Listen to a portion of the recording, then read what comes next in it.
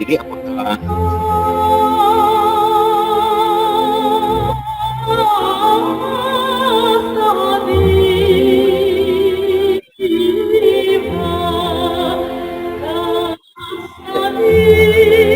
itu, Mas Fajar menyampaikan materi tentang cerebrovascular ini tidak ya? Saya ingin berbagi dalam sudut pandang dari keilmuan saya, yaitu bedah saraf ya.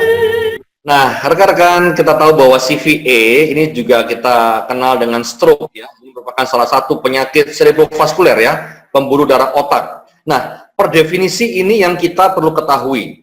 Yang pertama, ini terkait dengan gangguan neurologis yang mendadak. Jadi kejadian stroke itu memang selalu tiba-tiba. Nah, seringkali pasien menyampaikan, mengutarakan, kok tiba-tiba ya dok? Ya, itu pasti ya, terjadinya mendadak. Itulah yang disebut dengan stroke ya. Dan gangguannya yaitu pada pembuluh darah di otak ya. Nah, jadi gangguan pada pembuluh darah ini bisa berbentuk penyumbatan ataupun pecahnya pembuluh darah sehingga menimbulkan gangguan atau kerusakan pada jaringan otak. Kenapa? Karena jaringan otak tidak mendapatkan suplai makanan yang cukup dari pembuluh darah. Ya, baik karena tersumbat maupun karena pembuluh darah yang pecah itu tadi. Oleh karena jaringan rusak, jaringan otak ini rusak, makanya bisa muncul yang namanya gangguan neurologis. Nah, sifatnya bisa reversible maupun irreversible. Seperti contoh gambar di sini, yang di sisi sebelah kiri kita lihat ada pembuluh darah otak yang pecah, menimbulkan kerusakan pada jaringan otak dan akan muncul dalam bentuk gangguan neurologis yang mendadak. Nah, seperti itu. Nah, yang perlu kita perhatikan ya, seringkali ini menjadi satu hal yang tidak pernah diduga. Ya, seperti ledakan bom atom ini ya. Karena apa? Karena akibat yang ditimbulkannya itu seringkali fatal. Nah, kita sering juga mengatakan stroke ini atau CVA ini adalah bentukan dari arahan dalam intraparenkim ya, sehingga dikatakan spontaneous intracerebral hemorrhage. Kita kenal menjadi satu penyebab kecacatan nomor 1 di Indonesia. Nah, oleh sebab itu banyak ini menimbulkan akibat ya, baik pada pasien itu sendiri maupun pada keluarganya. Nah, ini sebabnya kejadian ini saya katakan tiba-tiba mendadak punya ekses ya, punya akibat. Itu cukup nyata ya, cukup signifikan baik kepada pasien maupun pada keluarga pasien yang merawat ya, tentu aktivitasnya akan terganggu. Dan ini juga stroke ini dikatakan salah satu dari 3 penyebab kematian tertinggi ya. Nah, lebih dari 50% dari pasien yang mengalami serangan ini bisa meninggal, dan setengah dari yang bisa bertahan hidup biasanya itu cacat yang cukup ya. Jadi poor outcome-nya cukup buruk.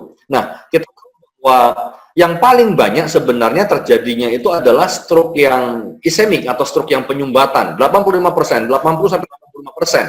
Dan cuma sekitar 15-20% yang stroke pendarahan. Tetapi biasanya yang stroke pendarahan yang kecil ini 80% menimbulkan kecacatan yang fatal ya, dibandingkan yang ischemic atau penyumbatan. Nah, dalam sudut pandang bedah saraf, kita melihat stroke itu saya membaginya seperti ini ya. Baik stroke ada yang bukan pendarahan dan ada stroke yang pendarahan.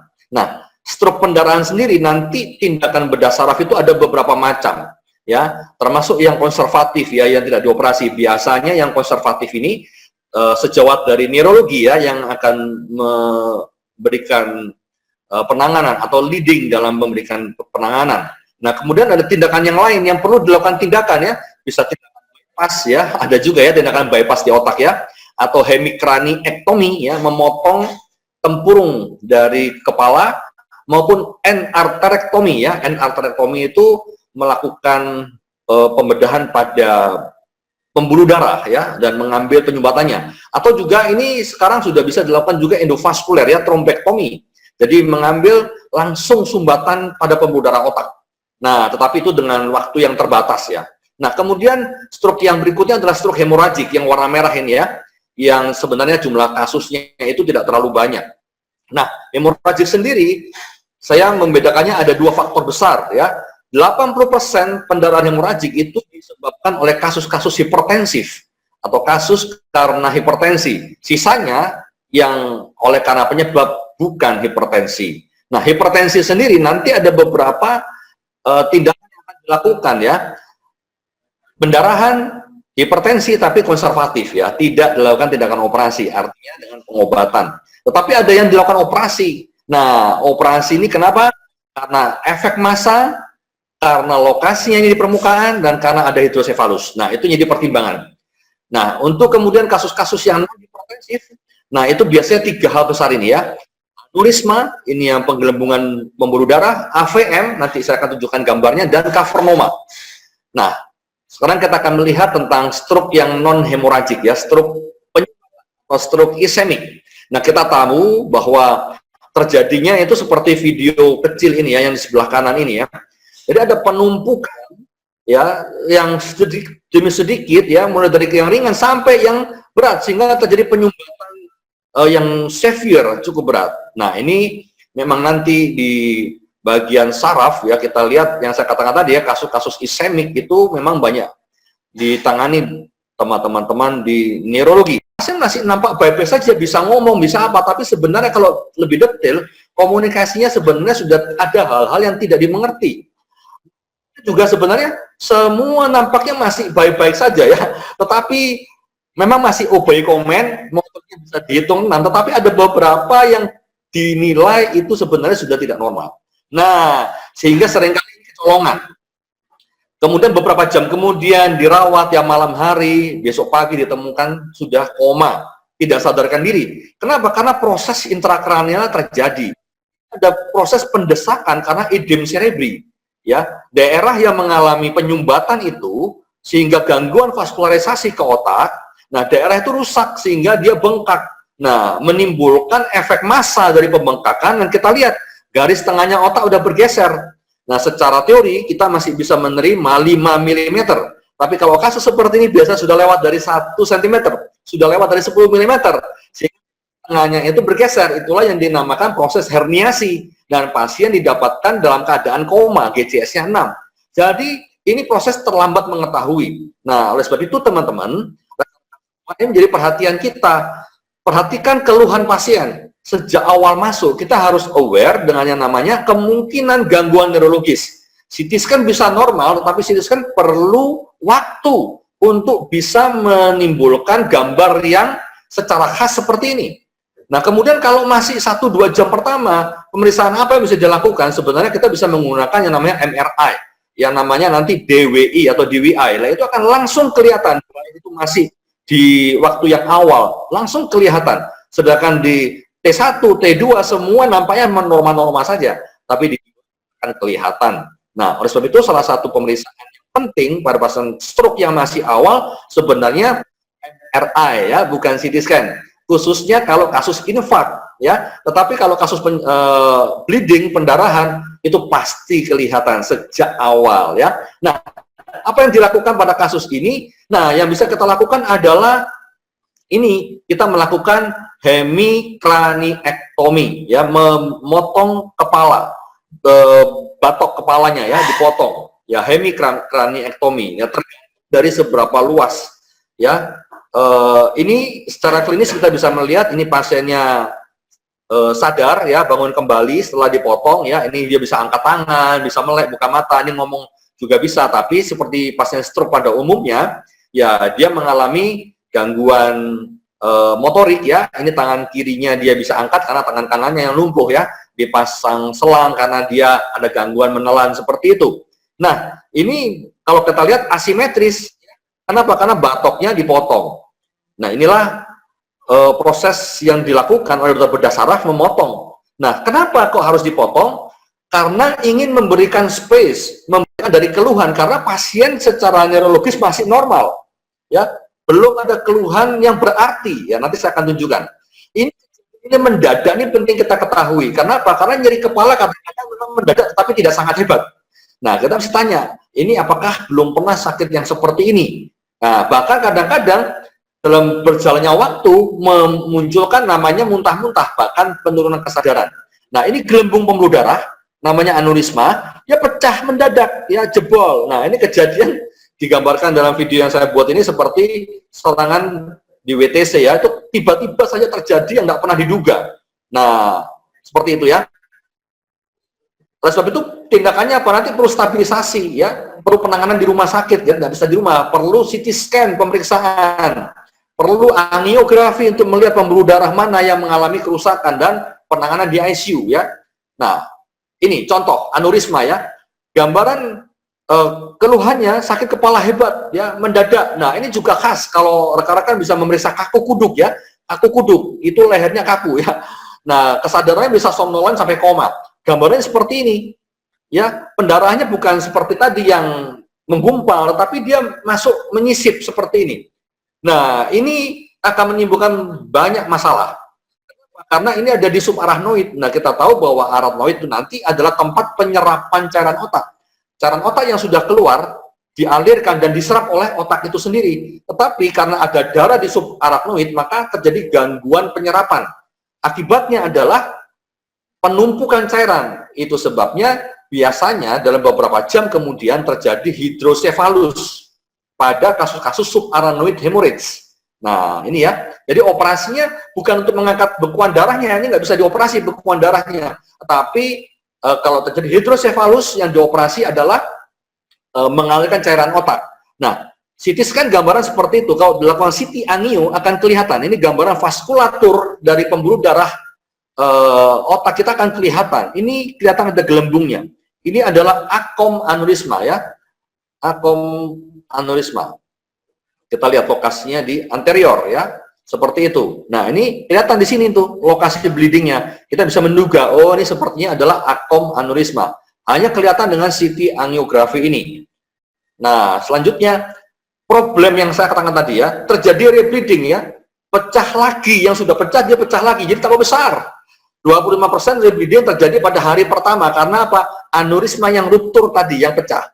Nah, problem berikutnya, darah yang luas itu yang ada di selaput otak akan menimbulkan vasospasme. Semua pembuluh darah otak itu akan vasokonstriksi, dia akan mengecil. Nah, ini terjadi di hari ketiga sampai 2 minggu, hari ke-14.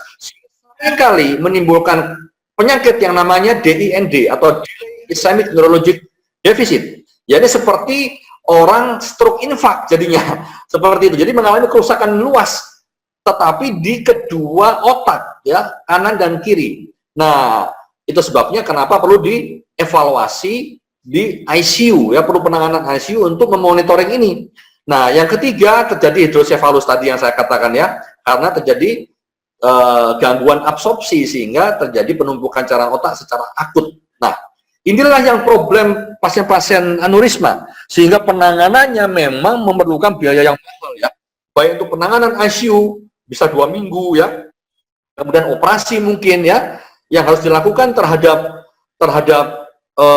penanganan aneurismanya sendiri belum dilakukan ya, masih tadi ya penanganan vasospasmenya, dan ini baru definitifnya. Gelembungnya itu dilakukan yang namanya penjepitan atau clipping ya. Kita ada metode namanya clipping. Jadi open surgery, kita buka batoknya kemudian dilakukan penjepitan. Nah, seperti ini gelembungnya dan dipasang clipping, dijepit. Nah, tetapi ada yang dilakukan lagi yang lain, yaitu kita melakukan tindakan ini di Jambi kita melakukan ya tahun 2012 ya. Ini kasus yang dilakukan clipping pertama di sini.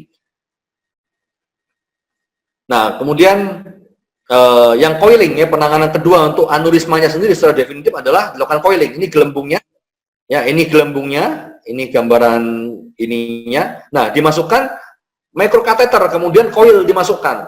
Ya, ini tentu dengan menggunakan cath lab, ya, menggunakan cath lab. Tentu tidak semua, ya kita memilih mana yang digunakan coiling, mana yang digunakan clipping. Nah, pada kasus-kasus tertentu kita akan menggunakan clipping. Pada kasus tertentu kita menggunakan coiling. Nah, seperti ini giant aneurisma. Ya, kita melakukan penyumbatan ya, ini berapa banyak coiling yang dimasukkan. Nah, problem kita di Indonesia adalah tidak semua rumah sakit mempunyai cath lab. Problem berikutnya adalah tidak semua alat-alat endovaskuler ini itu dimiliki di semua kota ya, kebanyakan di kota-kota besar ya. Di Jakarta pasti ada, tapi di kota-kota yang di luar Jawa seringkali kita tidak ready stock ya, seperti itu. Dan harganya pun di Indonesia masih sangat mahal dibandingkan dengan proses pembedahan sendiri. Oiling ini bisa sangat mahal, seperti itu.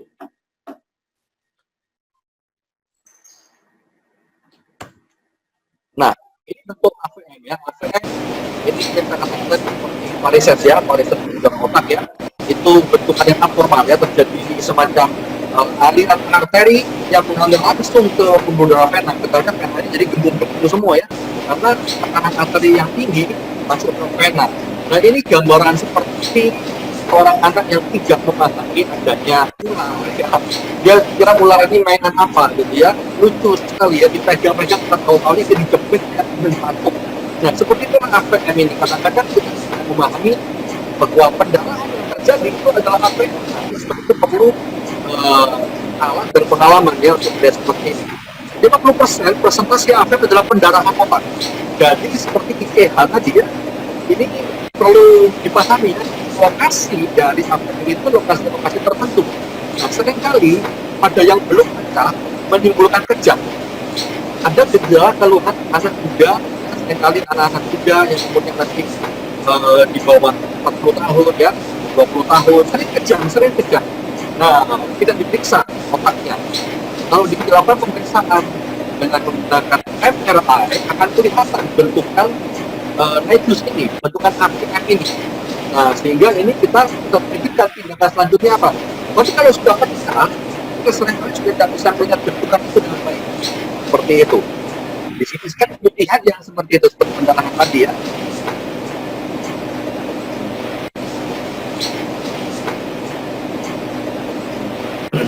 Nah, ini untuk mengukur ya, semakin tinggi grade-nya semakin sulit untuk dilakukan operasi ya. Ini berdasarkan akan menimbang itu. Nah, ini bentukan. Ini seperti ICH biasa ya. Kemudian dia masuk ke ventricle. Nah, ini padahal setelah dilakukan pemeriksaan CT angiografi kelihatan bentukan kayak cacing ini. Nah, ini darah yang pecahnya itu aja bentuk kayak ICH, tapi bentukan ini kelihatan. Setelah dilakukan CT angiografi kelihatan gambaran ini. Nah, ini kalau dioperasi, kalau kita tidak memperkirakan kasus ini, maka seorang dokter bedah itu akan terkaget-kaget. Tahu-tahu kenapa pecah pembuluh darah, bleeding pada saat dia mengangkat bekuan darah. Nah, ini memang high risk ya, operasi begini memang menimbulkan detakan jantung ya, sport jantung buat dokternya, dokter bedahnya. Nah, ini gambarannya AVM kita seperti ini ya, macam-macam bentukannya ya, kayak cacing gini ya. Tidak semua dioperasi kita banyak menentukan ya. Memang kasus AVM ini sulit sekali ya, kita perlu pertimbangan, kita perlu diskusi dengan yang senior, yang berpengalaman ya. Ukurannya, lokasinya, distribusinya di mana, bahkan aliran AVM-nya, dan bekuan darah di sekeliling AVM itu sendiri. Nah, ini jadi gambaran kontroversi dari penanganan AVM. Kasus yang sama, beberapa ahli bisa punya pendapat yang berbeda-beda. Ini dioperasi aja, ini embolisasi saja. Embolisasi itu berarti dengan cara masukkan kateter, kemudian disumbat, dikasih lem gitu ya, disumbat supaya nggak pecah seperti itu. Nah, kadang-kadang bisa dilakukan penyinaran dengan radiosurgery dengan gamma knife ya, sehingga dia shrinkage ya, mengecil dan kemudian menghilang. Nah, jadi mana yang dipilih? Apakah operasi, embolisasi? Dengan embolisasi tentu ini seperti minimal invasif ya, tidak lakukan pembedahan, kemudian atau cuma di radiosurgery saja. Ini pertimbangan yang tidak mudah. Nah, ini ada tabel seperti ini yang membantu ya kadang-kadang ya, beberapa hal yang terjadi kalau kita microsurgery atau pembedahan itu lebih invasif dibandingkan yang lain ya. Kemudian aksesnya tentu lebih sulit karena dibedah, masuk dan dicari. Tapi kalau embolisasi dia mengikuti aliran pembuluh darah. Kalau radiosurgery tinggal di mapping saja. Nah, kemudian efek pada jaringan otak sekitarnya ya, efeknya tentu kalau microsurgery pembedahan itu berat ya, besar efeknya. Tapi kalau emboli dan radiosurgery ya ringan saja. Nah, tapi kita perlu tahu bahwa pada kasus-kasus embolisasi bisa terjadi yang namanya rebleeding ya, bahkan kasus-kasus ischemic ya, proses endovaskuler itu bisa menimbulkan resiko yang namanya ischemic stroke ya. Nah, seperti itu. Nah, ini cuma gambaran supaya tahu bahwa memang tidak mudah. Nah, treatmentnya itu kita macam-macam. Tadi saya sudah katakan operasi, endovaskuler, radiosurgery, bahkan harus dilakukan kombinasi. Ini yang diangkat ya, ini AVM-nya bentuknya kayak cacing itu besar ini. Nah, ini yang diangkat setelah dioperasi. Nah, ini pun dengan teknik tertentu, kalau tidak ini panjang operasi. Nah, ini yang terakhir adalah cavernous angioma atau cavernoma. Nah, ini gambarannya bulatan seperti ini ya. Ini lokasinya di supratentorial. Ya, 5-13% kasus kelainan vaskuler di otak ya. Kebanyakan di daerah supratentorial. Nah, ini di batang otak, kejadian di batang otak. Gambarannya seperti ini di MRI. Nah, ini contoh saja kasusnya yang tadi ya, laki-laki 23 tahun dengan keluhan apa? Kelumpuhan. Ya, kemudian gangguan saraf 12 saraf kranial ya, 3, 4, 6 ada gangguan, kemudian dari MRI menunjukkan ada cavernoma seperti ini. Nah, ini operasinya dari membuka dari otak kecil dan masuk ke batang otak. Ini seperti itu ya. Nah, dari garis belakang, nah kita membedah ini otak kecilnya dibuka, bagian tengahnya ini garis tengahnya otak kecil dipisahkan, kemudian ya ini dilakukan pengambilan masuk ke batang otak ya, melalui tadi yang otak kecil ini masuk ke batang otak, dan di batang otak dia masuk, kemudian diambil ya, bentuknya seperti kantong. Nah, keputusan juga itu kita perlu diskusi ya, karena apa? Karena memang tidak mudah. Batang otak itu banyak orang tahu bahwa itu dulu itu daerah yang nggak boleh disentuh oleh manusia, karena pusat pengendali ya, pusat pengendali otak dan manusia itu ada di batang otak. Nah, tapi sekarang dengan kita diagnostik yang bagus, planning operasi yang baik ya, kita bisa melihat strategi operasi yang baik ya, kita bisa melakukan operasi seperti ini. Nah, terakhir dari saya buat rekan-rekan semua adalah take home message-nya apa buat kita. Ingat bahwa time is brain ya. Jadi bicara soal waktu, artinya bicara soal kecepatan. Oke rekan-rekan. Nah, mulai dari keluhan sampai pemeriksaan ya, jangan berlama-lama dengan keluhan yang ada gangguan neurologis ya. Pemeriksaan segera dilakukan, kemudian proses diagnostik ya segera mungkin dilakukan. Seperti saya katakan tadi, kita seringkali tidak aware dengan diagnostik, sehingga akibatnya apa? Akibatnya kita mendapatkan pasien yang tadinya sadar langsung koma.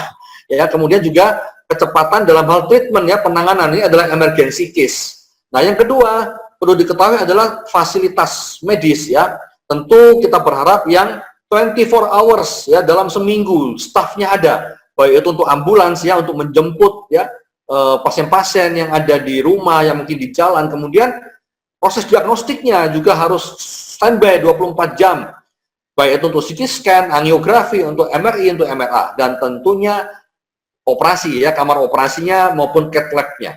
Nah, fasilitas ini yang kita pakai itu akan membantu dalam menangani pasien dengan lebih cepat, dengan hasil yang diharapkan tentu lebih baik. Oke, saya rasa itu yang bisa saya bagikan, gambaran secara umum dalam waktu beberapa menit ini. Kita bisa mendapatkan informasi terkait dengan kasus CVA. Baik, selanjutnya waktu tempat saya kembalikan kepada Dr. Anastasia.